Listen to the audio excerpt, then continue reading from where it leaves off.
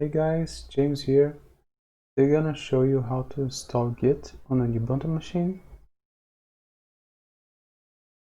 In a nutshell, Git is a versioning tool. Okay? You can use it to save and version your code. If you want to learn more about Git, you can go to this page. So let's go to it.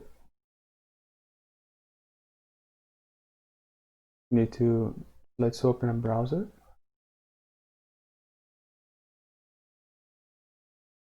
And go to this page, git-stm.com.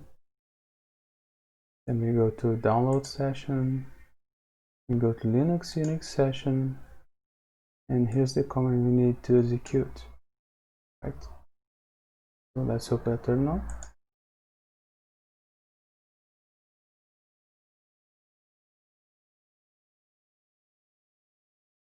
You're gonna have to execute it as sudo apt-get install git. You retype our password, and for the confirmation just type enter.